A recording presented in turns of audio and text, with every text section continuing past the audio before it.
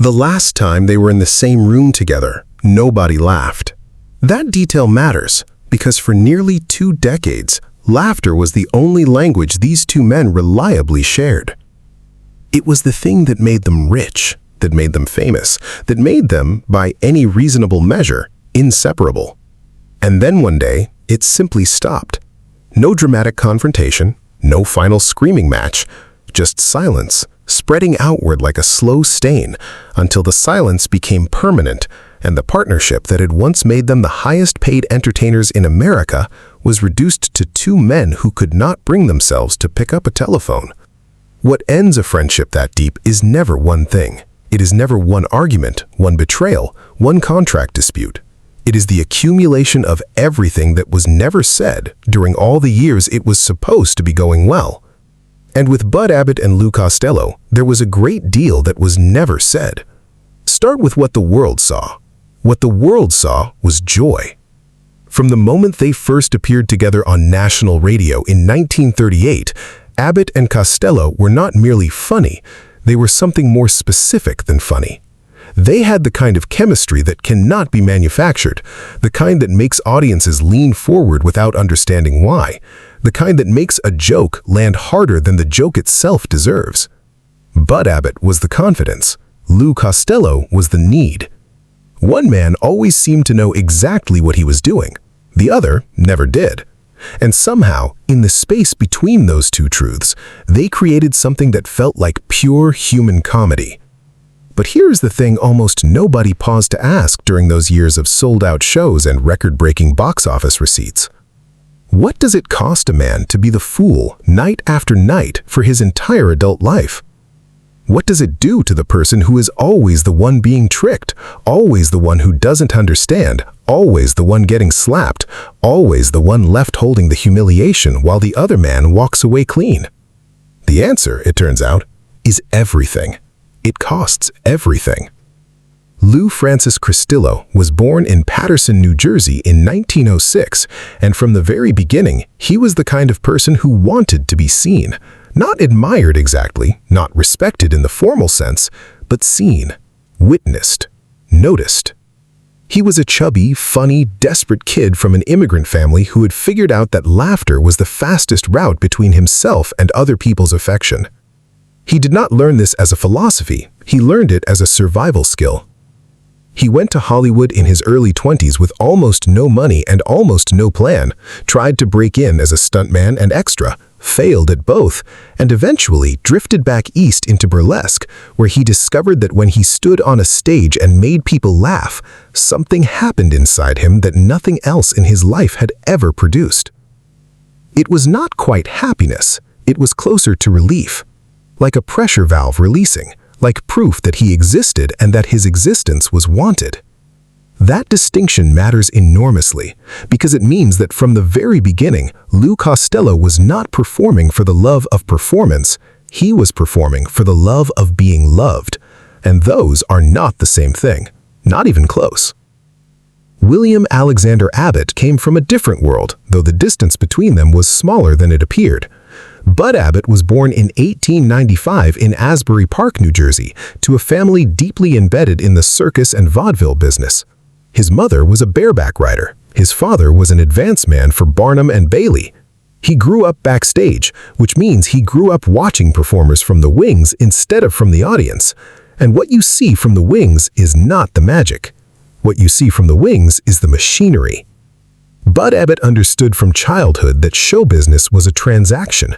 You gave the audience what they needed, they gave you their money and their applause, and then everybody went home. He had been doing straight man work in burlesque for years by the time he met Costello in 1935. He was older, more experienced, more controlled, and significantly less emotionally available. He was not cold exactly, but he had a kind of professional remove that Costello, burning with need and insecurity, would spend the next 20 years trying to break through, and never quite managing. Their first meeting by most accounts was entirely accidental. Abbott was working as a cashier and occasional straight man at a Brooklyn theater when Costello's regular partner fell ill. Costello needed someone to go on with him that night. Abbott agreed, and within minutes of their first shared performance, something clicked with such audible precision that both men felt it simultaneously. This was the moment everything began. It was also, though neither of them could know it then, the moment everything started to go wrong. Stop here for a moment and look at what they were actually selling. The Abbott and Costello formula was not complicated, but it was specific. Bud Abbott played the man who understood the world. Lou Costello played the man the world was always one step ahead of. The comedy was built on a structural inequality, an endlessly repeated dynamic in which one man held all the information and the other was kept perpetually in the dark. Abbott manipulated, Costello suffered. The audience laughed. This is worth sitting with. Night after night, year after year, in radio studios and movie sets and live theaters across the country, Lou Costello was professionally positioned as the person who did not understand what was happening to him. And Bud Abbott was professionally positioned as the person who knew exactly what was happening and chose not to tell him. They were not playing characters, not entirely. They were playing an exaggerated version of their actual dynamic. And that is where the trouble lived. By 1940, they were on the radio. By 1941, they were in pictures. And by 1942, Buck Privates had made them the #1 box office draw in the country, outgrossing everything else in Hollywood that year, including films starring established stars who had been working for decades. The speed of it was almost violent. One moment they were burlesque performers scraping together a living. The next moment, Universal Pictures was building their entire production schedule around them. They were making 4, sometimes 5 films a year. The money was staggering. Lou Costello, the immigrant kid from Patterson who had gone to Hollywood with nothing and come back with nothing, was now earning more than almost any performer in the country. But success at that velocity does something to people. It does not give them time to become who they need to be before the world decides who they are. It locks them in place. Abbott and Costello had been doing their act long enough to know how it worked, but not long enough to understand what it was doing to them. They had become famous for a relationship they had never fully examined. And they were now too rich and too visible to stop and examine it. The machinery kept moving, and they kept feeding it. The financial arrangement between them, however, was feeding something else entirely. In the early years of their partnership, the split was 60-40 in Bud Abbott's favor. Abbott had negotiated this on the grounds that he had more experience in the business and had essentially built the infrastructure of their act. Lou Costello accepted this arrangement because at that point in his life he was grateful, and because he trusted Bud Abbott, and because he was, by his own description, not a man who read contracts carefully or thought much about money when there was a stage to stand on. Later, the split would be renegotiated to 50-50, but the memory of the original arrangement never fully disappeared from Costello's mind.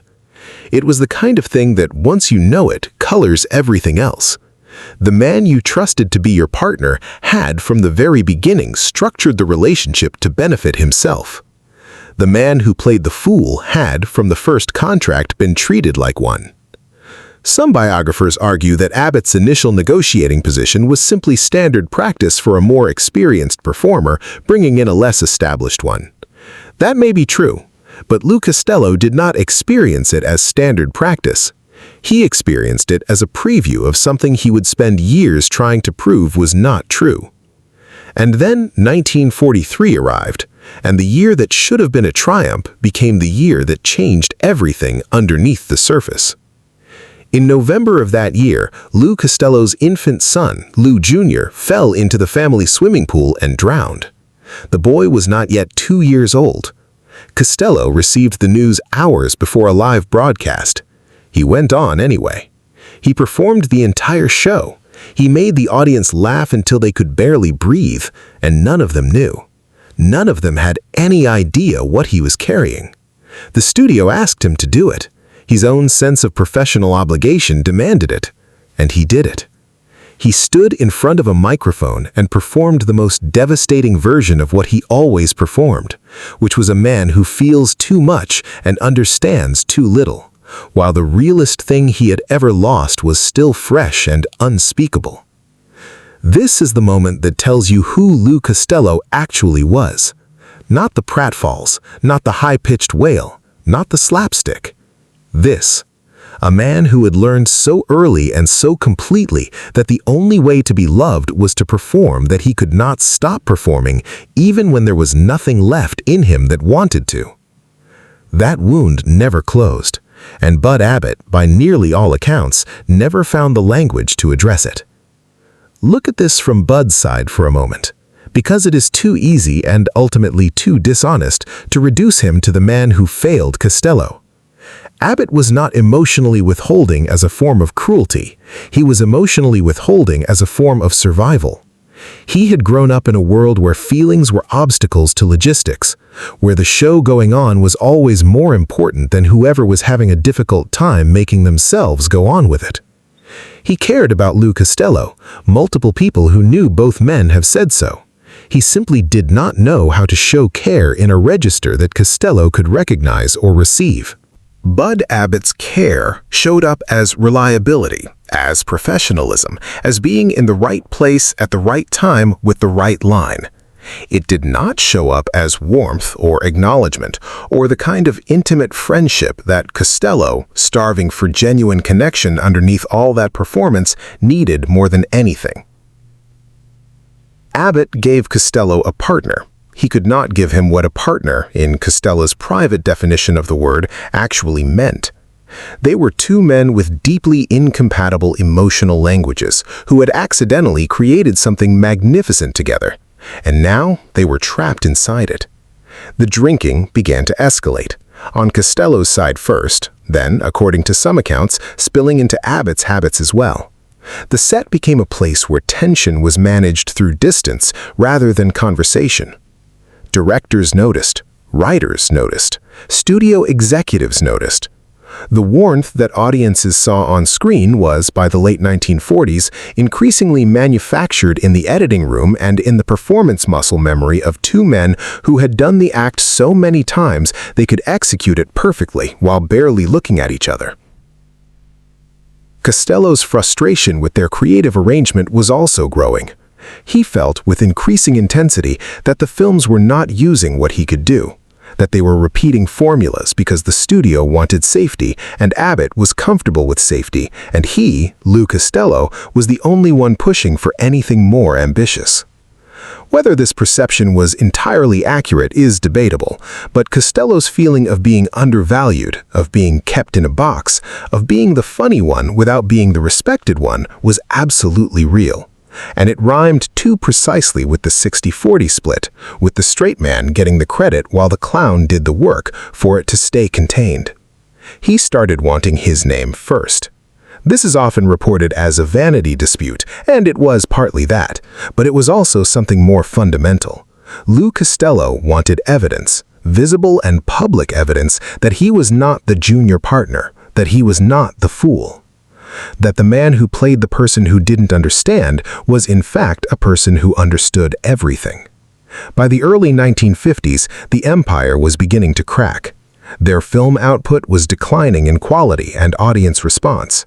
Television was rearranging the entertainment landscape with brutal speed, and the kind of broad, physical comedy that Abbott and Costello had built their careers on was starting to feel, to younger audiences, like something their parents watched. The studio contract that had made them rich was restructured. The money, which had seemed inexhaustible, turned out to be deeply hostile. Abbott had struggled for years with epilepsy, a condition he kept largely hidden from the public, and the stress of the act's declining fortunes was not making his health easier to manage. Costello was dealing with the aftermath of serious illness of his own, and with a private life that was, by multiple accounts, increasingly complicated. They attempted a pivot to television. The Abbott and Costello show ran from 1952 to 1954 and was, by television's metrics at the time, a legitimate success. But something about the transition to the small screen made the distance between them more visible. Television is intimate in a way that radio and film are not. It does not allow for the same kind of professional mask. And what audiences were seeing, if they looked carefully, was two men going through the motions together with a very particular kind of efficiency. The efficiency of people who have given up on understanding each other. The breaking point, when it came, arrived through the most prosaic of mechanisms, a business dispute and a piece of paper. In 1957, after years of mounting tension, creative disagreements, financial complications, and the accumulated weight of everything that had never been properly addressed between them, Lou Costello announced that he was ending the partnership. The formal dissolution was handled through lawyers and managers. There was no grand confrontation. There was no screaming match, no final reckoning in which 20 years of grievances were finally spoken aloud. There was paperwork, and then there was nothing. Costello told the press that he wanted to do dramatic work, that he wanted to be taken seriously as an actor, that he had given everything he had to give to the partnership, and it was time to find out what else he could do. He appeared in a noir film called The 30-Foot Bride of Candy Rock that was not well received. He was working on new projects when, in March of 1959, he suffered a heart attack and died at the age of 52. He and Bud Abbott had not spoken since the split. Here is the detail that most people miss or mention quickly and then move past. When Lou Costello died, Bud Abbott did not issue a statement immediately. What he eventually said was brief and formal and clearly painful to produce. The statement of a man who has things he cannot say and is doing his best to say something. People who knew Abbott in the years that followed have described him as genuinely hollowed out by Costello's death. Not guilty, exactly. Something more complicated than guilt. Something closer to the recognition that the window had closed and that whatever had needed to be said between them would now never be said. Not in this life. Not in any version of this story where things could still be repaired. This is the part of the narrative that tends to get compressed into sentiment. He never got over losing Lou, that kind of thing. But the reality is more specific and more uncomfortable than sentiment. What Abbott had to live with was not just grief. It was the knowledge that the silence between them had been a choice, maintained by both men over years during which reconciliation was possible, and neither of them moved toward it. Why didn't they? This is the question that matters most. And the answer is one that says something true about male friendship, about professional pride, about the specific toxicity of unspoken resentment between people who depend on each other for their identity. They didn't speak again because speaking would have required one of them to go first. And going first would have meant admitting need. And admitting need for both of these men, for Lou Costello, who had built his entire self on making need into comedy, and for Bud Abbott, who had built his entire self on appearing to need nothing, was the one thing neither of them had ever really learned to do. The tragedy of Abbott and Costello is not the business dispute.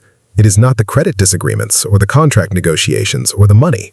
Those were real, but they were also symptoms. The real disease was simpler and older and had nothing specifically to do with show business. It was two men who had built something extraordinary together and had never once, through all the years of building it, sat down and told each other the truth about what it meant to them. Lou Costello needed Bud Abbott to see him, not the character, not the clown. Him, the man from Patterson who had buried his son and gotten on the radio anyway. The man who wanted more than the act allowed him to be. The man who was funny because he was afraid, not the other way around. Bud Abbott needed Lou Costello to understand that his steadiness was its own kind of devotion, that showing up, always exactly as advertised, was how he expressed what he could not say, that the reliability was the love, even if it never looked like love. They needed different things from each other, and they asked none of them. And the silence that eventually replaced their partnership was not the silence of two men who hated each other. It was the silence of two men who didn't know how to be honest with each other and ran out of time to learn. Bud Abbott spent the years after Costello's death in a slow, painful diminishment. He attempted to work with new partners. None of it took. The specific alchemy of what he and Costello had created was not something that could be replicated with a different second man. Abbott knew this. He had always known it, perhaps, but had never let himself fully examine the implications, which was that his entire professional identity was inseparable from Lou Costello's. That the straight man, the confident one, the one who seemed to hold all the cards, was in reality nothing at all without the fool. He lost most of his money. He lost his home.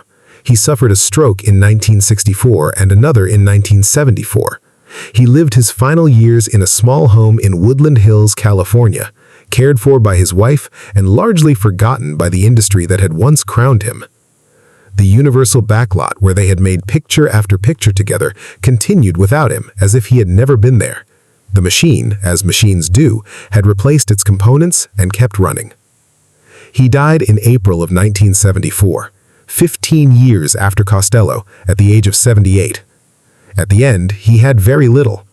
But what he had, reportedly, was a clear memory of every beat of every routine he and Costello had ever performed together. He could still do them. Every line, every pause, every setup, every punchline. The body remembered what the man had never been able to say. Think about that for a moment. Think about what it means to carry something that precisely for 15 years after the person it belonged to is gone. This is where the cold mathematics of their story becomes something else. Something that goes beyond comedy and contracts and credit disputes. It becomes a story about two people who were, in the deepest sense, made for each other professionally, and who were, in almost every other sense, constitutionally unprepared to honor that connection the way it deserved. Their best work, the routines that still make people laugh today, the ones played at film festivals and comedy retrospectives and passed around on the internet by people who weren't born until decades after both men were dead, those routines work because the dynamic inside them is real. The confusion is real. The manipulation is real. The desperate need of the one who doesn't understand and the guarded competence of the one who does. The audience laughs at the comedy. What they are actually responding to is the relationship. The push and pull of two people who need each other and cannot quite be honest about how much. Who's on First is still considered one of the greatest comedy routines ever performed. It is a piece about the impossibility of communication, about two people failing over and over to understand each other, about the circular hell of a conversation in which nobody can make themselves understood no matter how many times they try. Abbott and Costello performed it thousands of times. They performed it perfectly. They performed it as if it were a piece of music they had written about something else entirely. They were performing it about themselves. They just never knew it. What should we take from their story?